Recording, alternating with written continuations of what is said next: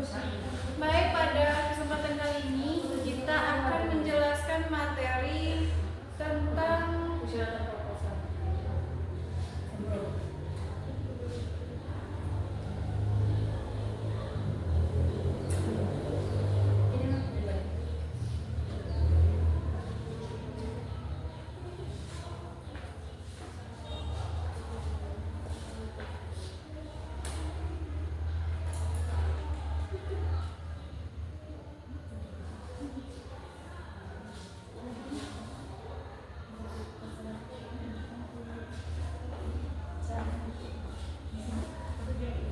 salah satu ulama, yaitu Syekh Muhammad Al-Arsyad Al-Banjari.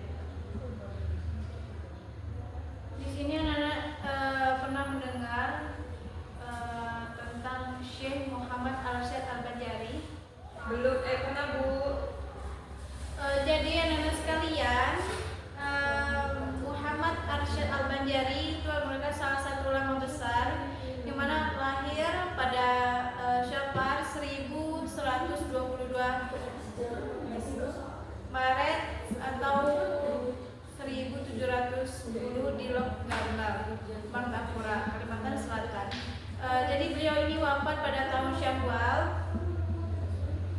pada Oktober 1812 di desa Dalam Hagar dan dimakamkan di Kampayan. Jadi pendidikan dasar agamanya itu sepertinya diperoleh dari orang tuanya dan guru lokal di desa itu sendiri. Karena tidak diketahui bahwa ada sekolah Islam di Banjar selama masa kecilnya. Nah, saat berusia 7 tahun, Arsyad Al-Banjari ini terkenal dengan kecerdasan dan lukisannya yang mengesankan. Nah, ini menarik perhatian Sultan Tahlil Allah yang kemudian membawanya tinggal di istana kesultanan untuk mendapatkan pendidikan lebih lanjut. Nah, khususnya dalam ilmu agama. Saat usia sekitar 30 tahun, Arsyad Al-Banjari ini pergi ke Mekah untuk melanjutkan studi dengan biaya dari kesultanan. Nah, anak-anak sekalian, di Mekah ini sebagaimana disebutkan oleh Asyumardi Azra, Arsyad Al-Banjari dan rekannya ini dari Nusantara seperti Abd Al-Samad Al-Palimbani dan Daud Al-Fatani belajar dengan Ata'ullah Al-Masri Al-Azhari Al-Makki. Jadi 14 ulama Syafi'i ini yang dikenal sebagai ahli sastra dan logika. Di antaranya Nihayat Al-Arab, Fisyara Lamiyat Al-Arab, dan Mantik Al-Hadri Al-Hadir wa Al-Bad. Jadi Arsyad Al-Banjari ini juga berkesempatan untuk belajar dari Abdul Al-Mu'im Al-Damanhuri. Jadi seorang cendekiawan Mesir yang pernah menjadi rektor pada periode 1768 sampai 1778. Nah, Al-Damanhuri ini dikenal dengan mahir dalam ilmu transmisi dan ilmu rasional, termasuk logika, retorika, teologi, dan rasional. Di sini Ibu jelaskan sedikit mengenai pendidikan Syekh Muhammad Al-Arsyad Al-Banjari. Jadi Syekh Muhammad Al-Arsyad Al-Banjari ini lahir di desa Logambang, Martapura, Kalimantan Selatan pada tahun 1710 Masehi. Nah, sejak kecil beliau ini telah menunjukkan kecerdasan, anak yang baik, dan semangat tinggi dalam mempelajari ilmu agama Islam.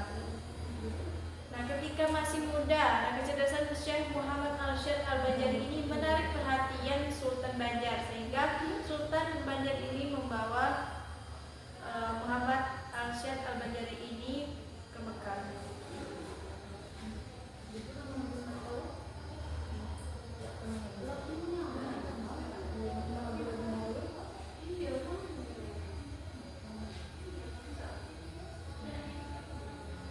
Nah, ada juga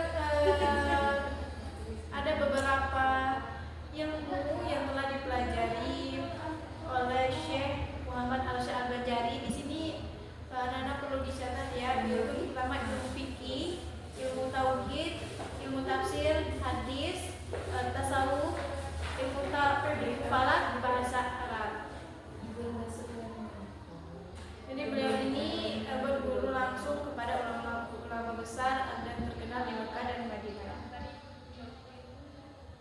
kemudian ada juga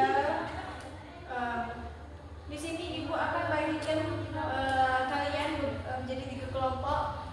Kalian cari mengenai karya-karya Syekh Muhammad Al-Syar Al-Banjari, kemudian dipresentasikan ke depan. Ibu kasih waktu 10 menit.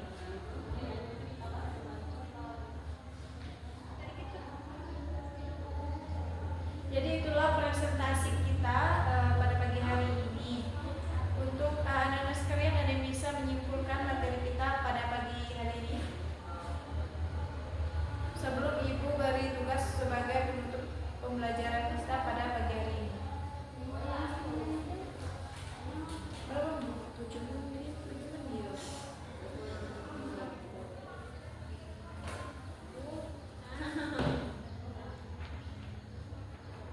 Sebelumnya ibu di sini ada yang ingin bertanya? Saya bu. Tanya apa? Bu aku. Tentang apa tadi? Muhammad Al-Syar Al-Banjari. Ibu, mengenai tokoh tersebut, apakah ada tantangan ketika dia menyebarkan ajaran Islam, Bu? Tantangan ya? Iya, Bu. Tantangan untuk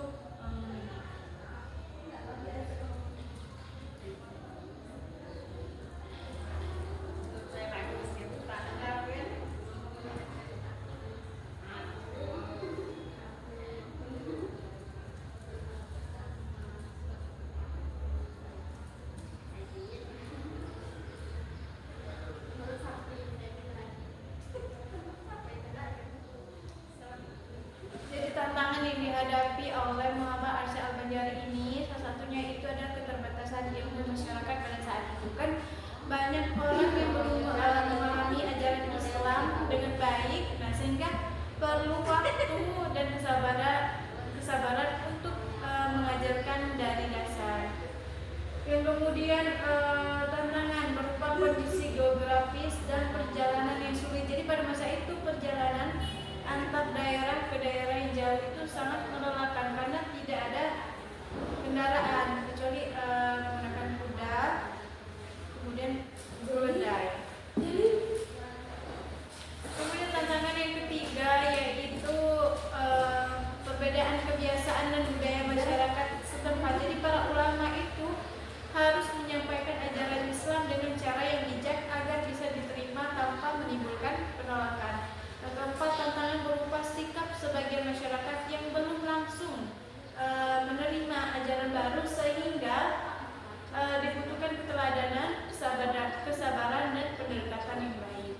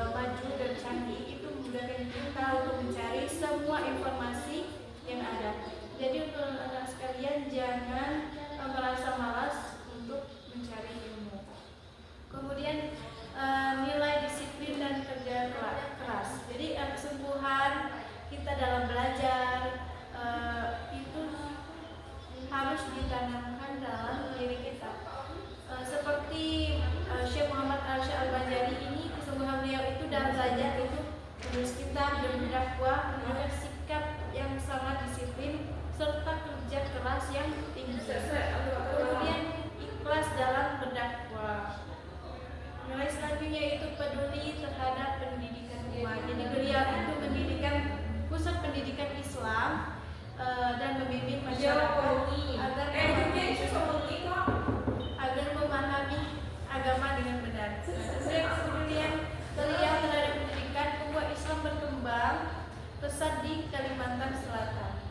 Kemudian nilai selanjutnya itu adalah bijaksana dalam menyebarkan Islam dan gemar menulis dan menyebarkan ilmu. Kemudian menjadi pemimpin yang bertanggung jawab. Di sini anak-anak sekalian, siapa yang akan yang mau menjadi pemimpin, misalnya menjadi kepala desa atau menjadi ketua kelas, itu kalau nggak salah satu pemimpin ya.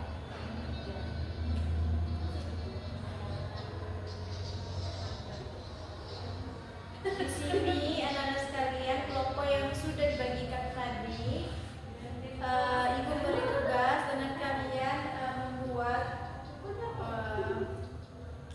mapping tentang biografi Muhammad Alsyad Al-Banjari.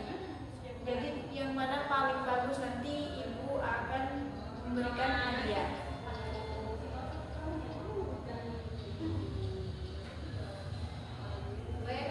Jadi itulah materi kita pada pagi hari ini. Di sini ada yang bisa menjelaskan apa yang dari kita belajar ini? Baik, tidak ada. Jelaskan. Yang pertama, kita harus sabar ketika mengajak orang lain untuk kepada kebaikan. Kemudian kita perlu menyampaikan sesuatu dengan cara yang baik, yang lembut dan bijaksana. Kemudian kita harus memiliki keteguhan hati dan tidak mudah menyerah meskipun menghadapi berbagai penolakan. Jadi kita itu harus selalu memiliki semangat yang tinggi. Jadi mungkin